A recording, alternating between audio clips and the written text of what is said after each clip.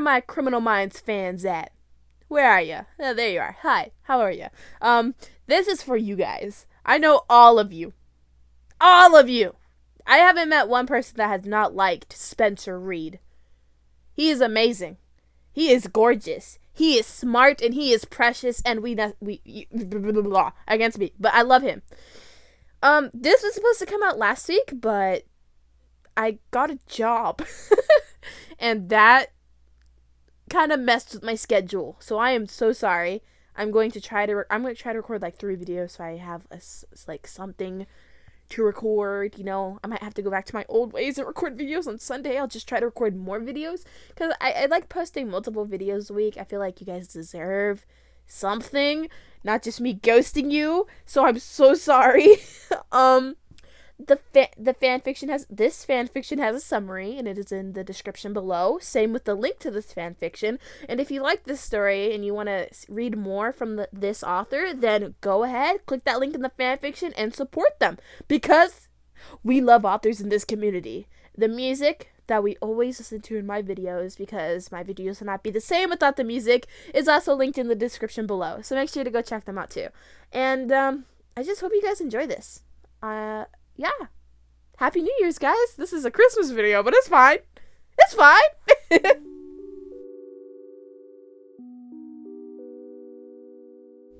Being alone on Christmas wasn't unfamiliar to Spencer. In fact, it was pretty much the opposite.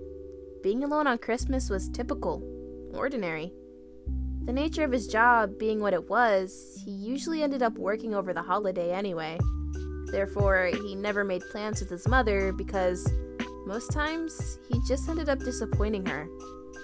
Being alone on Christmas was fine. Being a disappointment, however, completely different story.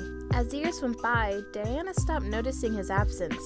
Of course, if Spencer was to visit her at the sanitarium over Christmas, she would welcome him with open arms. But he never does. He used to feel incredibly guilty about it, but that too passed with time. There is no indication that this year would be any different, so he kept his schedule clear. However, the 25th of December approached fast. Very fast. The closer it got, the more it was shaping to be the first holiday season in a long time the team would get to spend with their families, and even Spencer found himself considering going home to Nevada, seeing his mom. A tab of the airline website was constantly open on his desktop. He checked it regularly, hovering over the option to buy a ticket. That's how you caught him one day. You observed from your own desk as Spencer leaned back in his chair, one hand still holding the mouse, the wheels inside his brain clearly turning, evaluating all of the options and possible outcomes. "Hey doctor," you called out, grabbing his attention. "If you spend any more time thinking about whether you should go home for Christmas, all the good seats will be gone." He chuckled. "I guess you're right, as always." You shot him a playful wink as he turned to once again look at his screen. "There. Bought," Spencer exclaimed after a brief moment of silence. "My mom will be happy." "When was the last time you've seen her?" you asked curiously. "It has been more than 6 months at this stage," he answered while standing up. "Coffee?" He gestured to the empty mug on your desk. You nodded. You read my mind. The two of you walked towards the kitchenette in the office. It was quite late on a Friday night, meaning everyone had cleared out for the weekend. Only the usual suspects remained, Spencer and you. "When was the last time you went home for Christmas?" 3 years ago. How about you?" Spencer asked, tilting his head slightly to look at you. "Oh, I honestly don't even remember," you replied, shrugging your shoulders. "So your family must have been happy to hear you're getting the chance this year to spend the holidays with them." The brunette doctor switched on the coffee machine and leaned against the wall, while you elegantly hopped up onto the counter. "Actually, I didn't tell them." Spencer furrowed his eyebrows. "How come?" He watched intently as you chewed on your bottom lip, a bad habit you failed miserably to break. In that second of silence, you wondered whether you should tell him the truth. He was always so open with you, honest. It would only be fair to repay him with the same sincerity. So you took a quick breath, and exhaled it quietly before looking up to meet his amiable gaze. My mom and I got into a huge fight a couple weeks ago. She tried to set me up with this guy because, in her eyes, it's unacceptable that I'm single. She doesn't think it's right that my younger sister is getting married next summer, and I haven't had one relationship in my life that lasted longer than a month. A soft sigh escaped you. I told her to butt out, using much harsher language than that, of course. Your mouth twirled into a smile, trying to make light of this conversation. Being no stranger to your frequent use of profanity, Spencer smirked. We haven't spoken since. She hasn't formally invited me over for the holidays, which she always does, even if she knows I won't be able to make it, and whenever I bring it up with my dad or my siblings, they change the topic, so... You shrugged once again while nervously dangling your legs. It's easier not to go. Spencer nodded slowly, taking in all the information you just unloaded. Shaking your head, you reached over and grabbed the coffee pot and poured some into your mug. I'm sorry, Doctor. I didn't mean to just lay it all on you like that. He stepped towards you. Don't be. Holding his own cup in front of him, he smiled kindly. Thank you for telling me. You began to pour the black hot liquid into his mug, a slight shake to your hand. Thank you for listening. Anytime. Spencer placed his full cup on the counter beside you and began to rummage through the cupboards in search for sugar. Elle, I gotta ask, and obviously if you don't want to answer me, you don't have to. He cleared his throat as you took a sip of your bitter black coffee. Why didn't you want to go on the date with the man your mom suggested? Once he successfully located the sugar, he straightened his shirt and plopped 2 cubes into the hot beverage. He offered you one, but you shook your head, taking another sip. I get that it's not really my place, but it just seems a small price to pay for being able to spend Christmas with your loved ones. If you must know, Doctor, I prefer to meet people through work, prism systems and such. You joked, a wide smile gracing your features. Spencer rolled his eyes. And how is that going for you? Surprisingly well. I have a date shortly after we're back from the Christmas break. He arched his brow and smiled at you, playing along as you continued. Solid guy, only murdered 5 people. You beamed at the brunette doctor who was grinning back. Maybe I should consider adding prison to my dating pool. You let out an over-exaggerated gasp and placed your free hand over your chest. Is Dr. Spencer Reid really on the market? Spencer shook his head, his light curls bouncing finely, matching his every move. He lowered his lips to the brim of his mug and took a sip of his hot coffee before focusing on you. No, but for the right girl, I'd consider it. Without thinking, you raised your free arm and adjusted his tie, flattening down the edge of his collar. You could feel his eyes on you, yet for some reason you were suddenly afraid to look up and meet his gaze. Strange. Or maybe not so strange. Lucky girl, you said in a mere whisper. Letting your hands fall, you stepped off the counter with a light bounce. Spencer cleared his throat and the two of you walked back to your seats. The next few hours were spent working in silence. You tried to focus on the mountain of paperwork on your desk, yet instead you found yourself glancing at the young doctor every other second, secretly hoping he would also be peeking up at you. And he was, just not when you were looking at him. Elle, if you want, you can come with me to Nevada, spend Christmas with me and my mom, Spencer proposed out of the blue. He got up out of his chair and grabbed his jacket, slowly putting it on. You smiled at him. Thank you, Doctor, but I will honestly be okay alone. Plus, I wouldn't want to interfere. He was about to protest, say you wouldn't be interrupting, but he bit his tongue. He didn't want to seem pushy. If you change your mind, let me know. He reached for his bag and threw the strap over his head.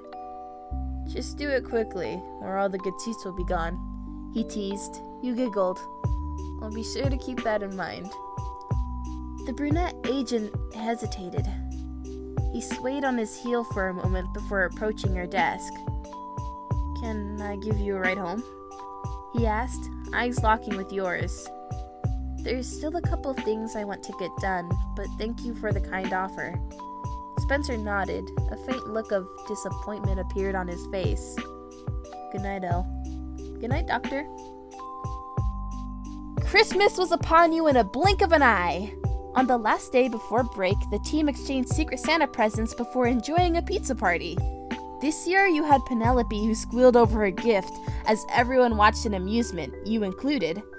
Resting against the wall, you observed as the blonde jumped around the room with joy. Her smile made you smile. Good job on Penelope's gift. Spencer appeared beside you, holding 2 plastic cups filled to the brim with eggnog. He handed you one before making himself comfortable next to you. His arm pressed gently to yours. I don't know what you're talking about, Doctor, you responded, tilting your head slightly to look at him. I like your Christmas sweater. A small smile circled your lips as you reached out to flick the little bell sewn onto the top of Santa's hat on his jumper. Spencer chuckled. Thank you. You know, I really couldn't decide between this or the one with the Home Alone reference. Ah, the trusted Merry Christmas, you filthy animal sweater. That would be the one, yes. The two of you beamed at each other. I'm surprised you know what Home Alone is, Doctor, you teased, nudging him playfully in the arm. Spencer laughed. If I'm being honest, I was more intrigued by the booby traps than the plot of the movie, he retorted, as you sipped on the eggnog, slightly rolling your eyes at his response. Of course you were. Don't tell me you tested them out too. He averted his gaze without responding, clearly a little embarrassed. Well, you couldn't help but giggle. Slowly, you leaned in towards him so that your lips were now at his ear. The brunette agent shivered as your hot breath hit his skin. However, he didn't move away. Don't worry, Doctor. I did too, you whispered. Instantly, he turned to look at you once again. His face was now inches away from yours, and as he stared oddly into your eyes, the air caught in your throat. The two of you hovered right there for a moment, not moving and quite soundless, simply feeling each other's presence, as if there was no one else in the room, no party. Eventually, you broke the eye contact and took a step to your right, moving away from him. Suddenly feeling timid, you took another sip of your beverage while your free hand ran through your hair. Spencer also looked away, his mind racing 1,000,000 miles per hour. He should have kissed you, right? No, not in front of all these people, your colleagues. That would be bad, unprofessional. Would you have even wanted him to kiss you? Did you like him like that? He hoped you did. The party soon drew to a close. You were lost in a conversation with Emily, while Spencer was trying to teach Morgan and Rossi some card tricks. Your gaze kept averting in the direction of the young doctor every once in a while. Emily, of course, noticed. Tell me again why you're not going to Nevada with our resident genius? A puzzled look now present on your face. How did you... Reid told Morgan, who told Garcia, who told me, she interrupted. He laughed at the ridiculousness of what just came out of her mouth. It's like I'm in high school all over again, she laughed under her breath. There was a brief moment of silence. So, why aren't you going? Emily pried. A quiet sigh escaped your lips. Like I told him, I don't want to interfere. She rolled her eyes, not buying into your bullshit. He wouldn't have invited you. Fuck, please, I don't want... She raised her hands in front of her. Okay, I'm sorry. Glancing at the time, you excused yourself, wishing Emily a wonderful and happy Christmas. Quickly and quietly, you headed to your desk and put on your winter coat. As you grabbed your handbag, you turned to face the remaining partygoers. Happy holidays, everyone! Your eyes briefly locked with Spencer's, who shot you a shy smile as you mouthed, Merry Christmas, Doctor, before hurrying out the door. 2 days later, it was the 25th of December. You woke up on your couch, having fallen asleep during Christmas movie marathon, to the sound of your phone ringing. Yawning, you reach for the device. Spencer. Answering, you pressed it to your ear and croaked, "Hello? I hope I didn't wake you." "You did, actually," you responded, yawning once again and gradually scrambling to your feet. You ambled towards the kitchen, straight for the coffee maker. "But I can never be mad at you, Doctor." "I'm glad to hear that." There was a short pause. "How are you?" he asked, his voice kind. "I'm okay. No need to worry about me." "Shit!" "Elle?" "Sorry, I just realized I'm out of coffee grounds." Spencer chuckled on the other line. "It's not funny, Doctor. I have no coffee and everything is closed because it's Christmas." "You could always switch to tea for the day." Rolling your eyes, you smirked. "Right, because I'm such an avid tea drinker." There was another short pause. "How was your flight?"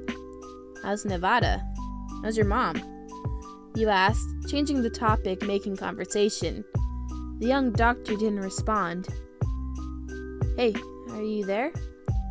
The line cut off. Weird. He'll call back later, you thought, and headed for your bathroom. An hour later, you were showered and dressed. You switched on the lights on your poorly decorated Christmas tree and were about to make yourself comfortable on the sofa when a knock on the door caught your attention. You scurried over without looking through the peephole to see who it was. You opened it. "Spencer? Merry Christmas, Elle." The brunette doctor smiled as you furrowed your brows. "What are you doing here? I thought you were in Nevada." "I was. I got back early this morning."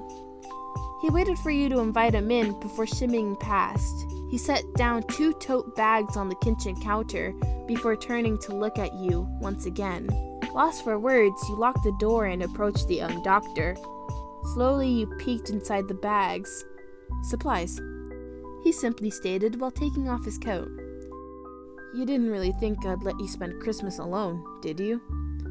Your heart skipped a beat. "You didn't have to do this, Doctor."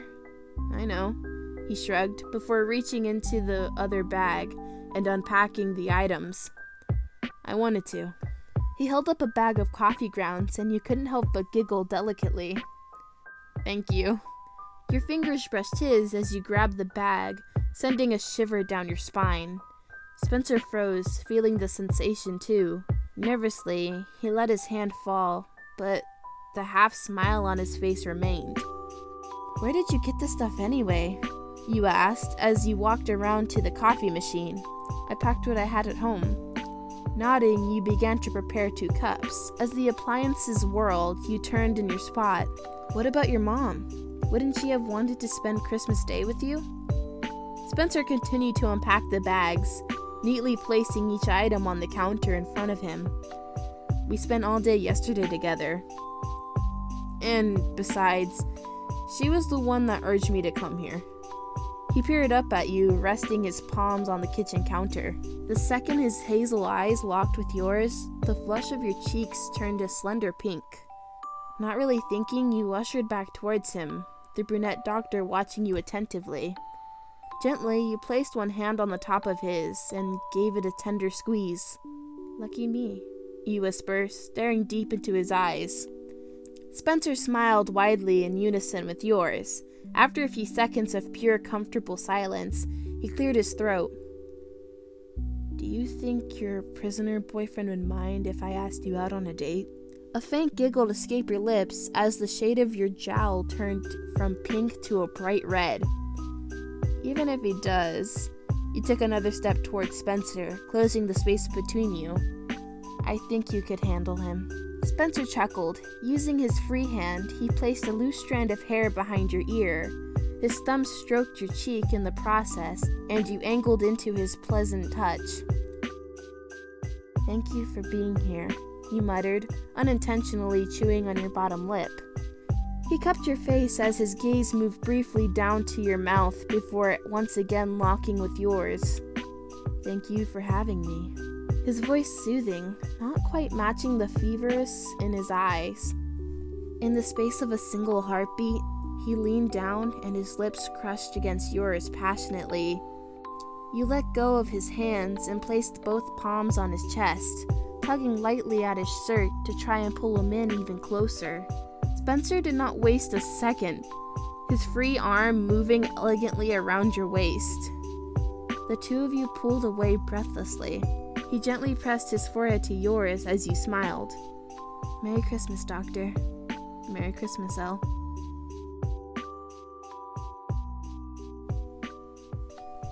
Oh, this is so cute. I really love this one. Like, this has to be one of my favorites. That was so good. Oh, okay. My mom is basically yelling at me to go right now, so I am going to have to rush this ending. So I'm sorry, because this is one of my favorite parts of the videos, because I feel accomplished. I finished it. Thank you guys so much for watching this. I cannot wait to see you in the next one. I'm probably going to do a poll of what I should post, like what should my next video be. So stay tuned for that. And yeah, if you have any requests, just tell me, because it's 2021 and you might be interested in new stuff, so I want to provide. Okay, I hope you guys enjoyed the video, and I'll see you in the next one.